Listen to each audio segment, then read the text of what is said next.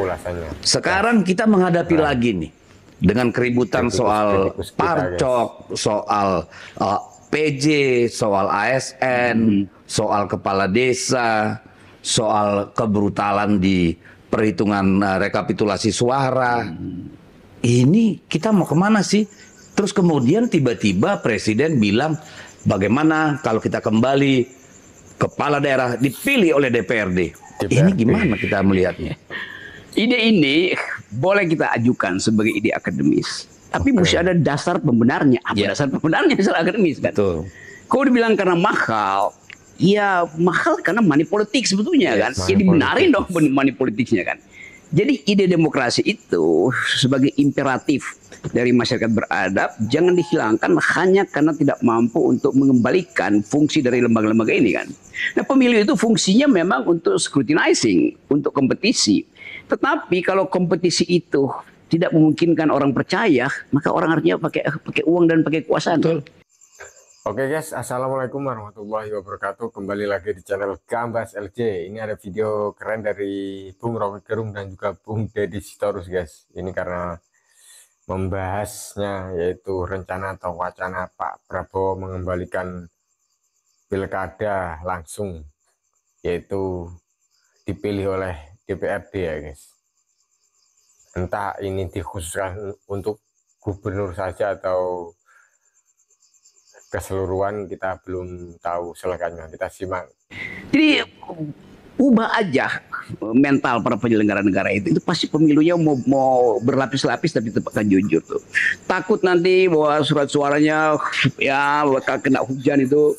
Bahkan surat suara itu kalaupun ditaruh di atas, disimpan di kotak baja itu, kalau sistemnya keropos ya akan main juga. Susah. Saya percaya bahwa bangsa ini dulu pemilu 55 itu ya mungkin pemilu yang paling demokratis pada waktu itu.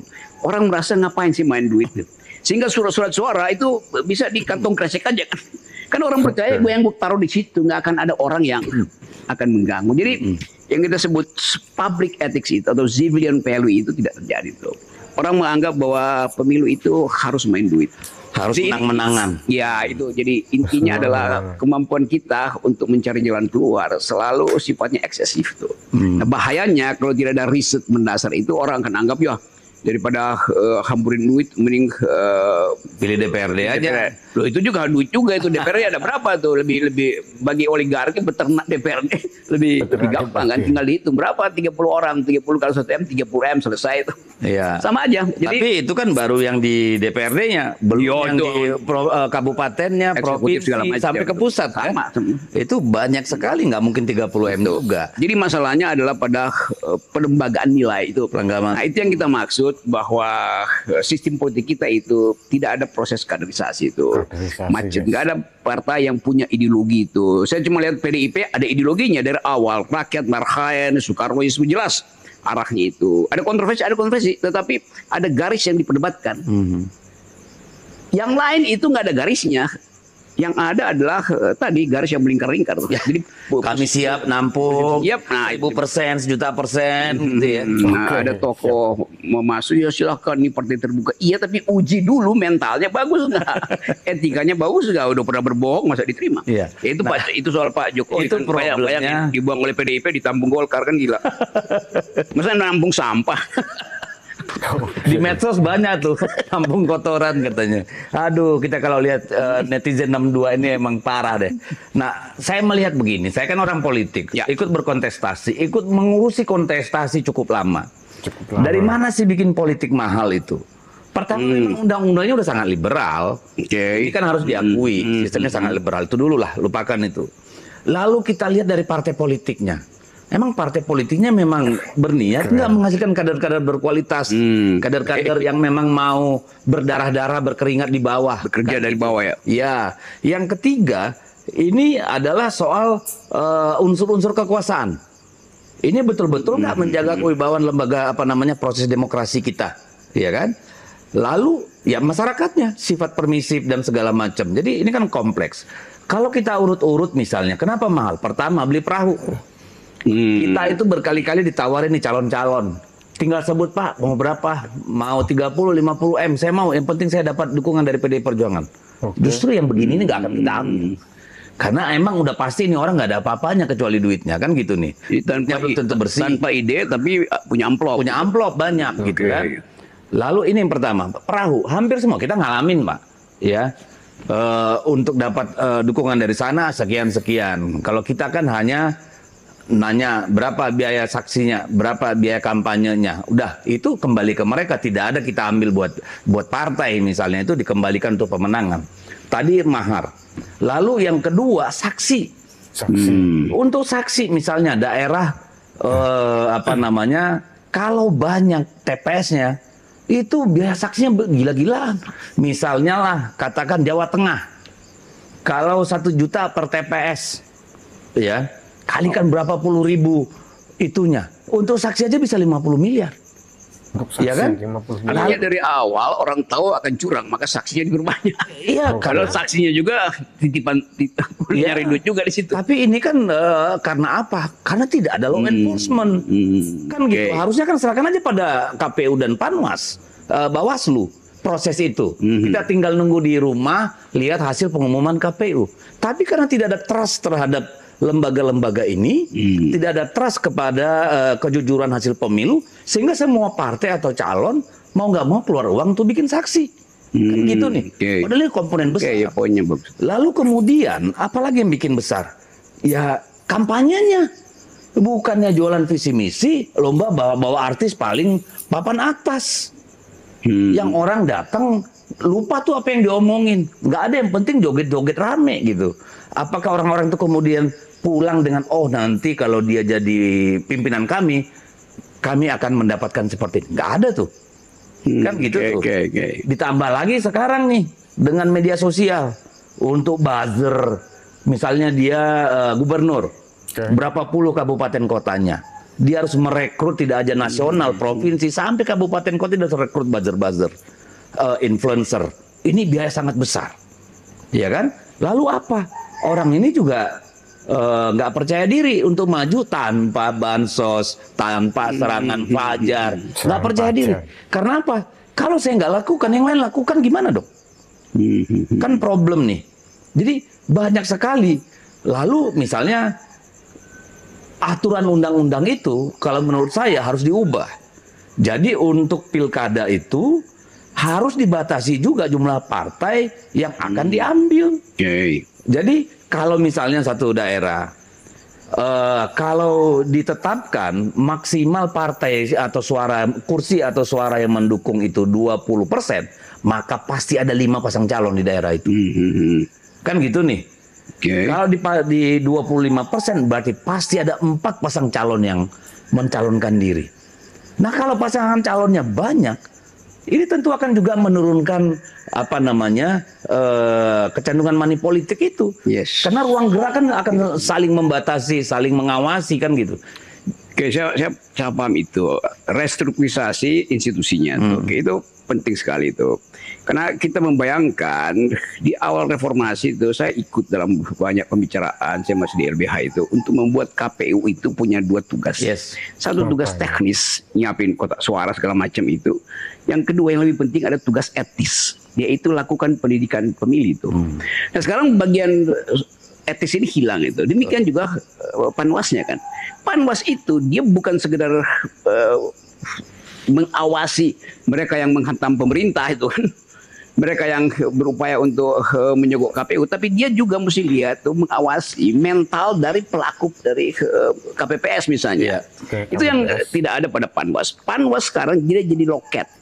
Tidak aktif untuk melihat kasus. Oke, saya terima laporannya, kami proses. Nanti kita ditanya tuh, justru itu berapa kali lapor? Ada buktinya nggak loh? Kita kan melapor, lu cari dong buktinya. Jadi buat apa dia ada di lokasi?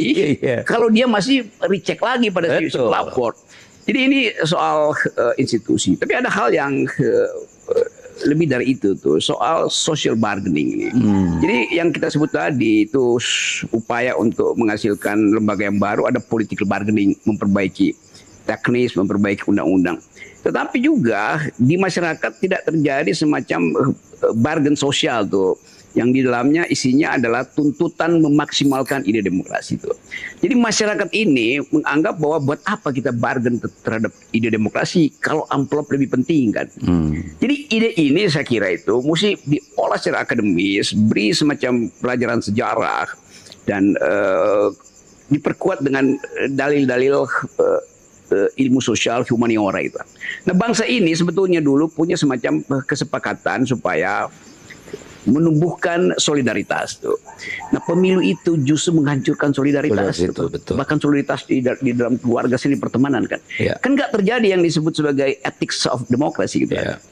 Dulu di awal 300 tahun sebelum Masehi itu di Athena itu anggota DPR atau pemimpin politik itu diundi aja.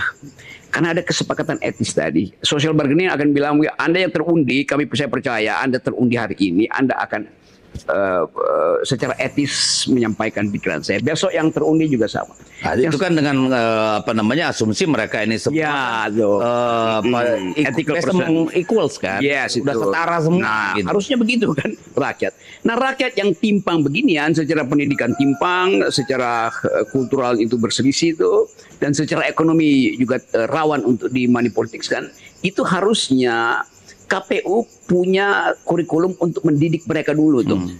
Baru mereka dianjurkan masuk ke kotak suara. Nah, kalau itu dilakukan, nggak ada orang yang mau datang nonton dangdut. Nonton dangdut mau ngapain di situ?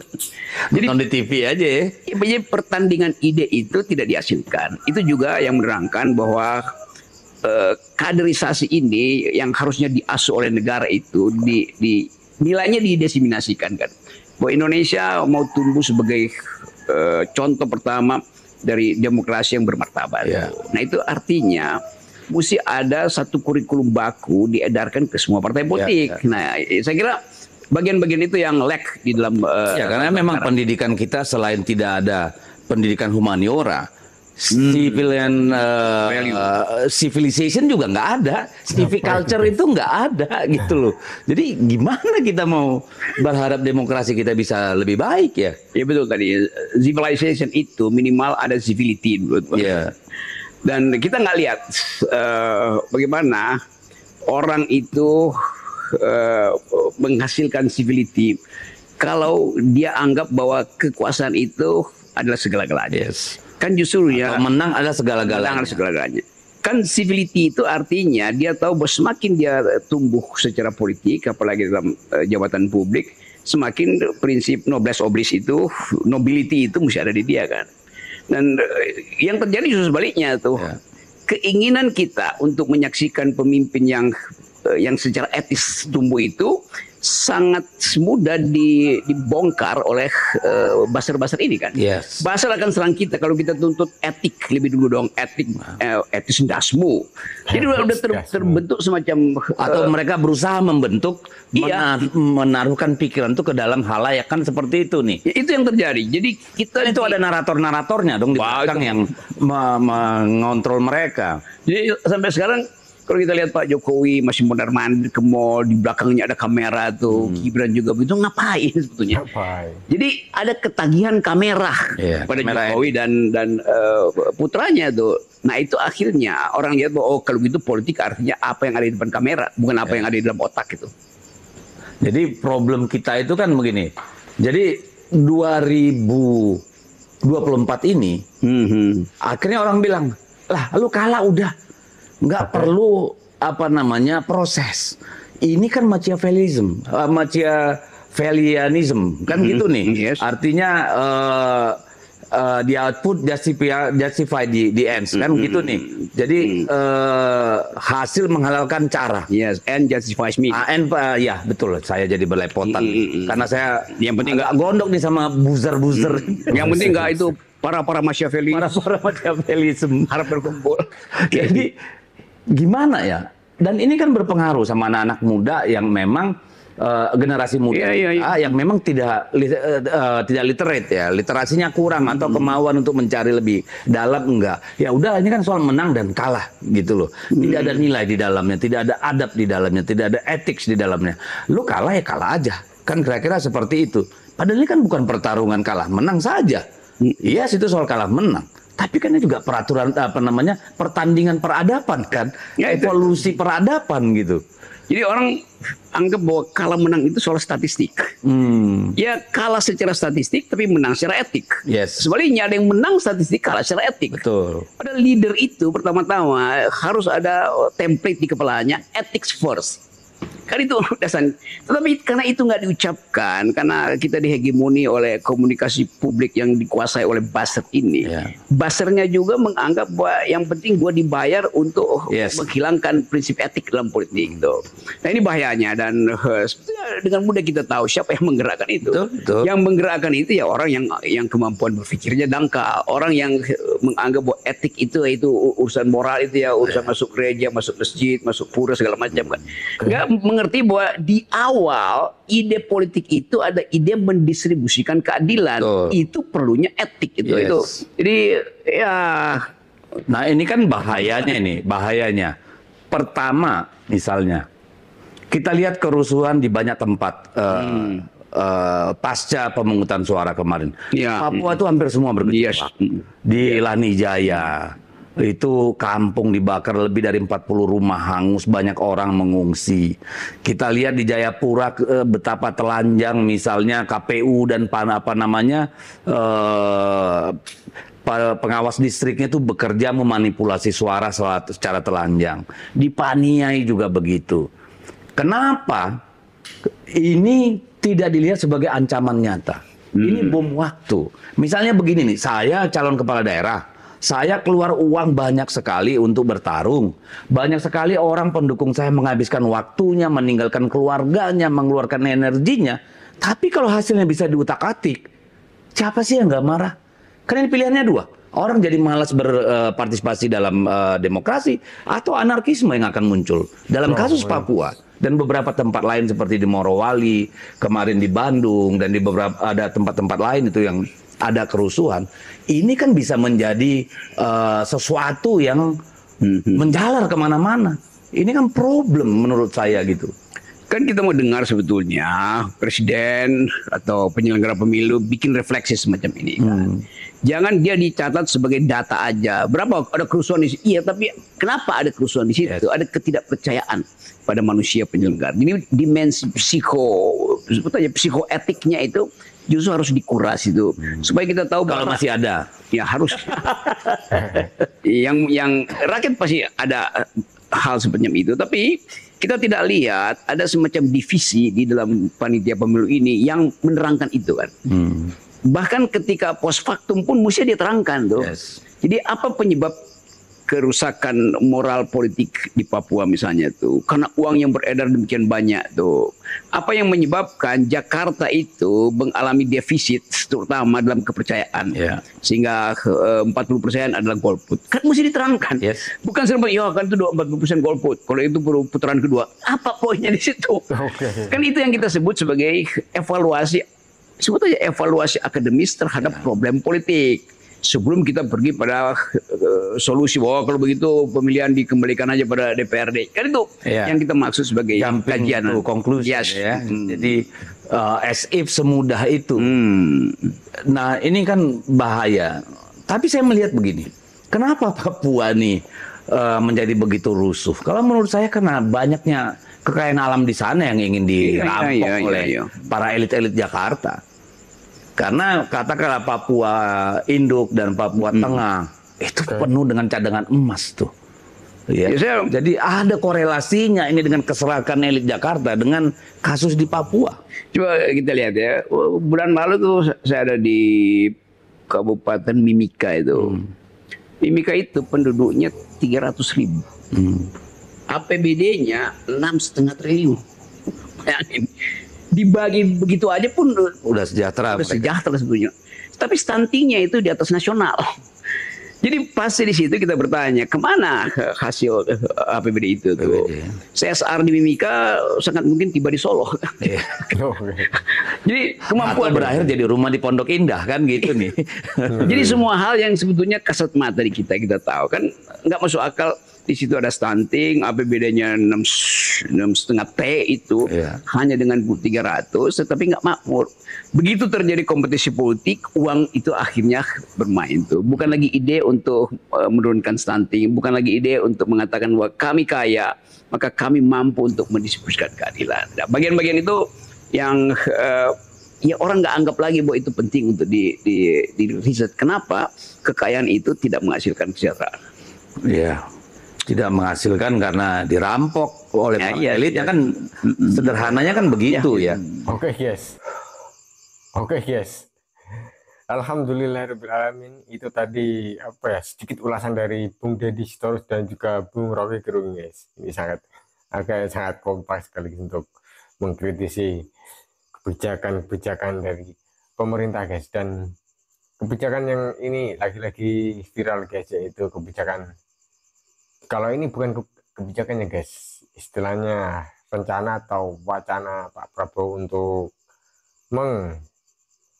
mengubah ya guys cara pemilihan pilkada guys, yang biasanya dipilih langsung oleh rakyat guys, atau secara demokrasi atau secara pemilihan umum. Dan ini ada wacana Pak Prabowo yang akan mengembalikan pilkada itu dipilih oleh DPRD guys. Dan ini masih banyak pro dan kontra dari partai-partai lain, dan juga banyak kritikan dari politikus atau pakar-pakar politik di Indonesia guys. Karena ya itulah alasannya, mahalnya pembiayaan pemilu ya guys.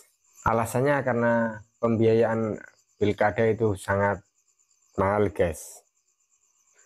Dan menurut Bung Deddy Sitorus dan juga Bung Rocky Gerung, mahalnya pilkada itu gara-gara apa ya, money politik lah guys, istilahnya politik uang guys, untuk membiayai ini itu, atau untuk membiayai apa-apa, untuk kampanye, mengadakan acara-acara, atau menghadirkan artis-artis, influencer dan lain sebagainya guys. Pokoknya itu tadi yang disampaikan atau yang diwacanakan, yang disuarakan oleh Bung Deddy Sitorus dan juga Bung Rocky Gerung.